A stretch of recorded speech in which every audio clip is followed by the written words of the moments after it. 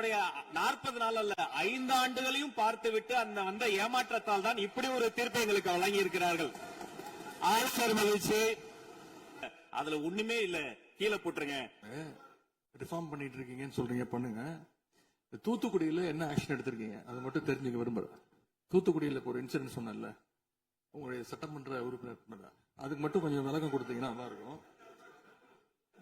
அதே போல தமிழ்நாட்டுக்கு வர வேண்டிய மிகப்பெரிய தொழில் முதலீடுகள் எல்லாம் இன்னைக்கு பக்கத்து மாநிலங்களுக்கு போகிறதாக பத்திரிகையிலையும் மேகசின்ஸ்லயும் தொடர்ந்து செய்திகள் வந்துட்டு இருக்கு. தொழில்துறை கைடன்ஸ் தமிழ்நாடு அமைப்புகள்ல முந்தைய ஆட்சியில் இருந்தக்கூடிய அதிகாரிகளை திடீர்னு மாத்தினதும் ஒரு தவறான முடிவுன்னு நாங்க கருதுறோம். இதனால தமிழ்நாடு பாதிக்கப்பட்டிருக்கு அப்படின்னு பத்திரிகைகளை தொடர்ந்து அறிக்கைகள்லாம் வந்துட்டு இருக்கு. இதற்கு இடையில ஆளுநர் உரையில தலைமைச் செயலாளர் தலைமையில தமிழ்நாடு இன்வெஸ்டர் ப்ரமோஷன் கமிஷன் என்ற பேர்ல ஒரு புது அமைப்பு உருவாக்கப்படும்னு அதை தெரிவிச்சிருக்கிறீங்க. அப்படின்னா இப்ப சிறப்பா செயல்பட்டு வருகின்ற கைடன்ஸ் தமிழ்நாடு அமைப்பு என்னவாகும் அப்படின்னு முதலமைச்சருடைய பதிலுரையில சொல்லணும்னு நாங்க விரும்புறோம். அன்பு பேரவைத் தலைவர் அவர்களே, இந்த அரசு முன்னாடி இவ்வளவு பிரச்சனைகள் இருக்கு, ஏகப்பட்ட பிரச்சனைகள் இருக்கு. இதையெல்லாம் தீர்க்க முயற்சி பண்ணாம அடுத்த கட்சி ஆட்களை இழுக்கிற வேலையை தான் நீங்க எல்லாம் முழுவீச்சுல செஞ்சுட்டு இருக்கீங்க. இந்த அரசின் மீதான நம்பிக்கை வாக்கெடுப்பின் போது நான் குறிப்பிட்டு சொன்னேன், புதுமையான ஆட்சின்னு சொன்னீங்க, கடைசியில புஷ்பா பட ஆட்சியை கொடுத்திருக்கீங்கன்னு குறிப்பிட்டு பேசியிருந்தேன். அந்த அளவுக்கு குதிரை பேரம் தொடர்ந்து நடந்துகிட்டு இருக்கு. அப்படி பேசின அப்புறமாவது எதிர்க்கட்சி தலைவர்களுக்கு இந்த குதிரை பேரம் கழுதை பேரம் என்பதை பற்றி எல்லாம் பேசுவதற்கு இடமல்ல. இது ஆதாரம் இல்லாமல் எந்த பேரத்தை பற்றி பேசுவதை நான் அனுமதிக்க முடியாது. நீங்க அடுத்த இதுக்கு போலாம். 3 சீட்டர் சோஃபா 3 சீட்டர் சோஃபா இன்னைக்கு 5 சீட்டர் சோஃபாவா அப்கிரேட் பண்ணிருக்கீங்க. ஏற்கனவே சோஃபா அனுப்பி அடுத்த கட்சி எம்எல்ஏக்கெல்லாம் இழுத்துக்கிட்டு இருந்தீங்க. இன்ஸ்டா மார்ட்ல பொருட்களை வாங்குற மாதிரி இன்ஸ்டன்டா எம்எல்ஏக்களை வாங்கிட்டு இருக்கீங்க. வாங்கி ராஜினாமா செய்ய வச்சு விட்டு இருக்கீங்க.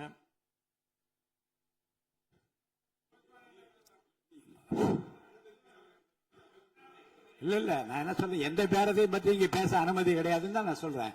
நீங்க உதாரணம் சொல்லுங்க, திடீர்னு எடுத்த உடனே குதிரை பேரம் சொல்லுவது, அப்புறம் இன்னொரு பேரம் என்று சொல்லி மாண்பு உறுப்பினர் வந்து சோஃபான்னு சொல்றாரு. நான் என்ன சொல்றேன்னா, எதையும் சொல்லுவதற்கு இந்த அவைக்கு உரிமை உண்டு. ஆனால் சொல்லுவதிலே உண்மை இருக்க வேண்டும். உண்மைக்கு மாறான தகவல்களுக்கு இங்க இடமில்லை. ஏன்னா அர்த்தம் இருக்குல்ல. அப்ப நீங்க ஏதோ ஒரு அர்த்தம் உள்நோக்கத்தோடு சொல்லப்படுற நீங்க சோஃபா என்று சொல்வதற்கு நீங்க ஒரு உள் அர்த்தத்தோடு ஒரு வார்த்தையை சொல்லுகின்றீர்கள், நகைத்தும் கொள்ளுகிறீர்கள். அப்ப மக்கள் அதை பற்றி என்ன நினைப்பார்கள்? சற்று விளக்கமாக ஆதாரம் இல்லாமல் சொல்லப்படுகிற எந்த வார்த்தைக்கும் எந்த குறிப்புக்கும் இங்க இடமில்லை. மாண்பு எதிர்க்கட்சி தலைவர், நீங்க தொடர்ந்து பேசலாம். ஊழல் சக்தின்னு சொல்லிட்டு அதே எம்எல்ஏக்களுக்கு இன்னைக்கு ஒரு மச்சத்தை மட்டும் வச்சுட்டு இன்னைக்கு தூய சக்தியா நீங்க மாத்திட்டீங்க. அதனால எங்களுடைய தலைவர் சமீபத்தில் சொன்னாரு, தீர்ந்து போன சக்திகள்கிட்ட திருடுற அளவுக்கு காஞ்சி போன சக்தியா இன்னைக்கு இந்த ஆட்சியாளர்கள் இருக்கிறாங்க. ஆகவே இந்த குற்றச்சாட்டுகளுக்கு முதலமைச்சர் அவர்கள் தன்னுடைய பதிலுரையில அவர் விளக்கம் அளிப்பார்னு நாங்க நம்புறோம். முக்கியமா இந்த ஆள் பிடிக்கிற வேலையை நிப்பாட்டிட்டு இனியாவது ஆட்சி நிர்வாகத்துல நீங்க கான்சென்ட்ரேட் பண்ணுங்கன்னு உங்களை எல்லாம் கேட்டுக்கிறேன். அன்பு பேரவைத் தலைவர் அவர்களே, உங்களுடைய தேர்தல் முக்கியமான வாக்குறுதிகள், படிச்சு வேலை இல்லாத இளைஞர்கள் அவங்களுக்கு எல்லாம் 4500 ரூபாய் மாசம் 4500 ரூபாய் தருவேன்னு சொல்லியிருக்கிறீங்க. அது சீக்கிரம் 6 மாசத்துல கொடுங்க. மகளிருக்கு நீங்க சொன்ன உரிமை தொகை மாதம் 2500 ரூபாய் உரிமை தொகை, வருஷத்துக்கு 6 கேஸ் சிலிண்டர், தாய்மாமன் சீர், இதெல்லாம் 6 மாசத்துல கொடுப்பீங்கன்னு நான் நம்புறோம். இதெல்லாம் எப்படி கொடுக்க போறீங்க அப்படின்னு ஒரு டைம் லைனை முதலமைச்சர் தன்னுடைய பதிலுரையில சொல்லணும்னு கேட்டுக்கிறோம். அதேபோல் சட்டம் ஒழுங்கு சீர்கேடு, மின்வெட்டு, விவசாயிகள் பிரச்சனை ஆகியவற்றில் முதலமைச்சர்கள் தலையிட்டு உடனடியாக ஒரு தீர்வு காண வேண்டும். ஆளுநர் உரையில இதற்கான விளக்கம் இல்லாததால முதலமைச்சருடைய பதிலுரையாவது இதெல்லாம் இருக்கும்னு நாங்க எதிர்பார்க்கிறோம்.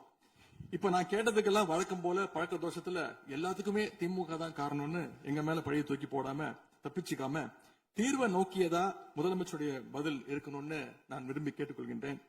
ஆளுநர் உரையில இருமொழி கொள்கை, மாநில உரிமை, சமூக நீதி, மகளிர் முன்னேற்றம்னு திமுக சொன்னதையே ப்ளூ பிரிண்டா ஃபாலோ பண்ணி இந்த அரசுடைய கொள்கை முடிவுகளா அறிவிச்சிருக்கிறீங்க. இதை நாங்க வரவேற்கிறோம். மற்றபடி ஆளுநர் உரையில தமிழ்நாட்டுடைய வளர்ச்சிக்கான ரோடு மேப் எதுவும் இல்லைன்னு கூறிக்கொண்டு முழுக்க முழுக்க முதலமைச்சருடைய புகழுரையாகத்தான் இந்த ஆழ்வுரை அமைஞ்சிருக்குன்னு சொல்லி வாய்ப்புக்கு நன்றி கூறி விடைபெறுகின்றேன். நன்றி, வணக்கம். பேரவையின் இந்திய நிகழ்ச்சிகள் இத்துடன் முடிவுற்றன. மாண்புமிகு பள்ளிக் கல்வித்துறை அமைச்சர் பேசுங்க. ஐயா, மாண்புமிகு பேரவைத் தலைவர் அவர்களே, பேசுங்க. மாண்புமிகு பள்ளிக் கல்வித்துறை அமைச்சர் பேசுங்க. உட்கார். மாண்புமிகு பேரவைத் தலைவர் அவர்களே, ஒரு செய்தி விளம்பரத்துறை அமைச்சர் என்ற முறையில் இந்த மாமன்றத்தில் மதிப்பிற்குரிய எதிர்க்கட்சி தலைவர் அவர்கள் சொன்ன சில செய்திகளுக்கு சில வரி விளக்கங்களை உங்கள் மூலமாக வழங்க விரும்புகிறேன். தன்னுடைய பேச்சிலே மாண்புமிகு எதிர்க்கட்சி தலைவர் அவர்கள் சில விளக்கங்களை ஆக்கப்பூர்வமாக ஆதாரத்தோடு கூறியிருந்தால் அதை குறிப்பெடுத்து அதன்படி இந்த தமிழ்நாடு அரசு தன்னுடைய திசைவழி போக்கை சரியான முறையில் செலுத்திக் கொள்ள தயாராக தான் இருக்கிறது. நான் முதல்வன் திட்டத்தை முடக்குவதற்கோ மாற்றுவதற்கோ எங்களுக்கு எந்த திட்டமும் இல்லை. ஆனால் சில விஷயங்களை தெளிவுபடுத்த வேண்டும். 40 நாள் விரதம் முடிப்பது போல 40 நாட்கள் ஆட்சியை இந்த தாவேக அரசு நிறைவு செய்திருக்கிறது. இந்த 40 நாட்களும் பார்த்து விட்டேன், ஏமாற்றம் மட்டும்தான் மிச்சம் என்று அவர் சொன்னார். ஆனால் மக்கள் திமுகவினுடைய 40 நாள் அல்ல 5 ஆண்டுகளையும் பார்த்துவிட்டு அந்த வந்த ஏமாற்றத்தால் தான் இப்படி ஒரு தீர்ப்பை எங்களுக்கு வழங்கி இருக்கிறார்கள். ஆளுநர் மகிழ்ச்சி, அமைச்சர்கள் மகிழ்ச்சி, ஆளுநர் மகிழ்ச்சி என்றெல்லாம் சொன்னார். இந்த அரசில் தமிழ்நாடு மக்கள் மகிழ்ச்சியாக இருக்கிறார்கள் என்பதை தான் இன்று சட்டமன்றத்தினுடைய போக்கு காட்டுகிறது. நான் முதல்வன் திட்டத்தை பொறுத்தவரை தமிழ்நாடு முழுக்க இருக்கக்கூடியவர்களை நான் முதல்வன் என சொல்ல வைத்துவிட்டு ஒரே ஒரு குடும்பத்தில் மட்டும் முதல்வர்கள் வந்து கொண்டிருக்கின்ற போக்கை மாற்றுவதற்காக தான் இப்படி ஒரு சட்டமன்றம் அமைந்திருக்கிறது. தமிழ்நாடு வரலாற்றில் முதல் முறை முதலமைச்சர் மட்டுமல்ல, மாண்புமிகு சி ஜோசப் விஜய் அவர்கள் முதல் முறையிலேயே முதலமைச்சராக இருக்கிறார். அவருக்கு பிறந்தநாள் வாழ்த்துக்களையும் சொல்லிக் கொண்டு, நிதி ஆயோக் கூட்டத்தில் மாண்புமிகு முதல்வர் சொன்னதெல்லாம் 40 நாட்கள் நீங்கள் செய்திருக்க முடியாது, அது திமுக தான் காரணம் என்று சொன்னார்கள். நானும் அதை தான் சொல்கிறேன். இன்று அவர் சொன்ன சட்டம் ஒழுங்கு, போதை பொருள் எல்லா பிரச்சனைக்கும் 5 ஆண்டு காலமாக அவர்கள் செய்த திமுக ஆட்சி தான் காரணமாக இருக்க முடியும் என்பதையும் சுட்டிக்காட்டிக் கொள்கிறேன்.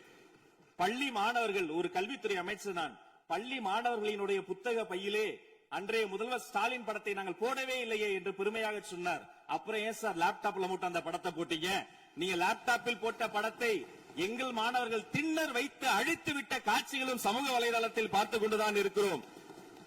ஒரு வரியில் சொல்லுகிறேன், கோயில் பிரச்சனையை முத்தமிழறிஞர் டாக்டர் கலைஞரினுடைய வசனத்தையே சொல்கிறேன். நாங்கள் கோவில் கூடாது என்று சொல்லவில்லை, கோயில் கொடியவர்களின் கூடாரமாக மாறிவிடக் கூடாது என்றுதான் சொல்லுகிறோம். தூய்மை தொழிலாளர்களை இன்றே பார்த்து விட்டதாக முன்னாள் முதல்வர் பார்த்து விட்டதாக சொல்கிறார்கள். எங்கள் கேள்வியே அதுதான். 10 நாட்கள் ஒரு வாய் சாப்பிடாமல் உண்ணாநோம்பு இருந்த போது நானும் எனது சகோதரர்கள் அண்ணன் ஆனந்தும் ஆதவும் போய் பார்த்தோமே.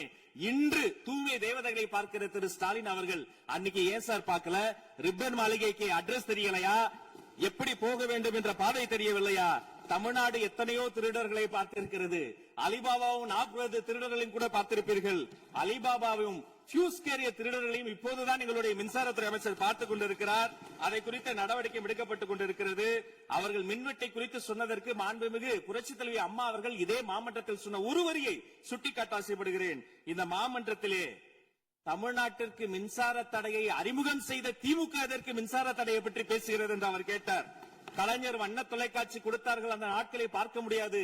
கலைஞர் வண்ண தொலைக்காட்சி கரண்ட் இல்லாம கருப்பு வெள்ளையா பிளாக் அண்ட் ஒயிட்டாவே போன அந்த காலங்களை எல்லாம் மறந்துவிட்டு ஆதாரம் இல்லாமல் உண்மைக்கு புறமான செய்திகளை மாமன்றத்தில் அவர்கள் சொல்வதை இதோடு நிறுத்திக் கொள்ள வேண்டும்.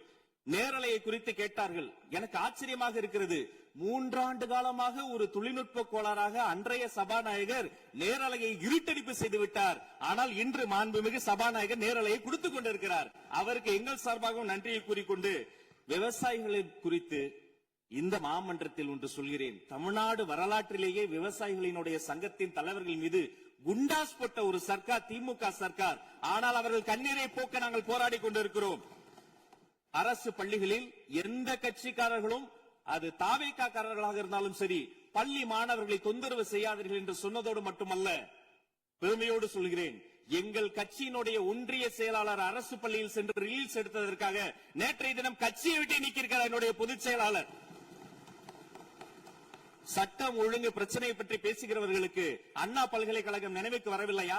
அண்ணா நகரில் பெத்த பிள்ளைக்கு கொடுமை நடந்ததற்கு கம்ப்ளைண்ட் கொடுக்க வந்த அப்பா அம்மா மீதை அடித்து துன்புறுத்தியது நினைவுக்கு வரவில்லையா? யார் அந்த மேலிடம் என்று கேட்பவர்களுக்கு யார் அந்த சார் என்பது நினைவுக்கு வரவில்லையா என்பதை உங்கள் மூலமாக நான் கேட்டுக்கொள்கிறேன். இடையில் ஆங்கிலத்தில் ஒரு விஷயம் சொன்னார், to remain silent. I want to quote Walter. I may not agree with what you are saying, but I am ready to give my life to defend your right to say it. எதிர்க்கட்சிகளினுடைய கருத்துகளையும் அரவணைக்கக்கூடிய மனிதர் இந்த மன்றத்தில் முதல்வராக உட்கார்ந்து கொண்டிருக்கிறார். ஆக்கப்பூர்வமான விமர்சனங்களை சொல்வீர்கள் என்று பார்த்தால் திரும்ப அரசியல் விமர்சனங்களை மட்டுமே சொல்லிக் கொண்டிருக்கிறீர்கள். இந்த சோஃபா கதையை என்னைக்கு விட போகிறார்கள்? எங்கள் தலைவர் சினிமாவை விட்டாலும் அவர்கள் அட்லி என்கிறார்கள், புஷ்பா என்கிறார்கள், ஜுராசிக் பார்க் என்பார்கள் போல் இருக்கிறது. நான் ஒன்று சொல்லிக் கொள்கிறேன், அந்த சோஃபா அவர்கள் வாங்கியது, அவர்களினுடைய வசதி கருத்து வாங்கியது. மதிப்பிற்குரிய அண்ணன்களை நீங்கள் சிறுமைப்படுத்தக் கூடாது. ஆனால் ஒன்று உறுதி, எந்த காரணம் கொண்டும் பார்க்க வருகிற கூட்டணி தலைவர்களுக்கு மட்டும் பிளாஸ்டிக் சேர் போட்டதை போல சிறுமைப்படுத்தக்கூடிய கட்சி தமிழக வெற்றி கழகம் இல்லை என்பதை இந்த நேரத்தில் நான் தெரிவித்துக் கொள்கிறேன். சிங்க பெண்களை குறித்து அன்றே விரிவாக தெளிவாக அழகாக நான் கூறிவிட்டேன். சிங்க பெண்கள் இந்த நாட்டினுடைய தமிழ்நாடு அரசினுடைய பொக்கிஷன். அவர்களை குறித்து மீண்டும் மீண்டும் இப்படி சிறுமைப்படுத்தி பேசியதற்காக மாண்புமிகு பேரவைத் தலைவர்கள் அதை கண்டிக்க வேண்டும். சிங்க பெண்களை குறித்து இனி யாராவது தவறாக பேசினால் அதை அனுமதிக்க கூடாது. இப்படி தவறாக பேசியதற்காக அவர்கள் மன்னிப்பு கேட்க வேண்டும் என்று தமிழக வெற்றி கழகத்தினுடைய அரசு சார்பில் கேட்டுக் கொள்கிறேன். வாக்குறுதிகளை பற்றியெல்லாம் பேசினார்கள். பொதுவாக வாக்குறுதிகள் சர்வதேச அளவில் பொலிட்டிக்கல் பினாமினல் எப்படி உருவாகிறது? ஒரு பிரச்சனை, அந்த பிரச்சனைக்கான ஒரு சொல்யூஷன்ஸ், அதை எந்த பொலிட்டிக்கல் இன்டர்ஃபரன்ஸ் இல்லாமல் செயல்படுத்தக்கூடிய ஒரு செயல்முறை, பின்பு வரக்கூடிய அந்த வெற்றியை ரோடு போடுவோம் என்று சொல்லி ரோடு போட்டதை காண்பித்து எக்ஸிபிட் செய்து அவர்கள் முன்னோக்கி செல்வார்கள். ஆனா இங்க பொறுத்த வரைக்கும் நாம தமிழ்நாட்டில் இதுவரைக்கும் ஆண்டவர்கள் பிரச்சனையை ஐடென்டிஃபை பண்ணி சொல்லவே மாட்டாங்க. ஏன் தெரியுமா? அந்த பிரச்சனையே அவங்கதான், அவங்களே அவங்களை ஐடென்டிஃபை பண்ணி எப்படி சொல்ல முடியும்? சரி, அதுக்கு பாசிபிள் சொல்யூஷன் சொல்லி பொலிட்டிக்கல் இன்டர்ஃபரன்ஸ் இல்லாம அதை செயல்படுத்த முடியுமா? ஒரு முனிசிபல் கவுன்சிலர் தொடங்கி மாண்புமிகு அமைச்சரினுடைய வீட்டில் இருக்கிறவர்கள் வரைக்கும் கமிஷன் மீது கமிஷன் அடித்து அந்த ப்ராஜெக்டே முடியாது. கடைசியில் எதை விளம்பரம் செய்வது? அந்த திட்டத்தினுடைய வெற்றியையா? எதை விளம்பரம் செய்வது என்றே தெரியாமல் தங்கள் தலைவரை, அதுவும் ஒரு குடும்பத்தை மட்டுமே வெறித்தனமாக விளம்பரம் செய்து செய்தி விளம்பரத்துறையின் கஜானாவை துடைத்து வைத்து சென்றிருக்கிறார்கள் என்பதையும் இந்த மாவட்டத்துக்கு தெரியப்படுத்த நான் கடமைப்பட்டிருக்கிறேன். இன்னும் ஒவ்வொரு வரியிலும் ஆக்கப்பூர்வமாக அறிவியல் பூர்வமாக எதையாவது சொல்வார்களும் நான் தேடி தேடி பார்த்தேன். அவராக 40 நாட்கள் தேடி பார்த்து ஏமாற்றம் அடைந்தார். நான் 40 நிமிடத்திலேயே ஏமாற்றம் அடைந்து விட்டேன். இதை சொல்ல வேண்டும் என்று சொன்னால் ஒரு நகைச்சுவை காட்சியில் சொல்வதை போல அதுல ஒண்ணுமே இல்ல, கீழே போட்டுருங்க. நன்றி சட்டப்பேரவை தலைவர் அவர்கள்.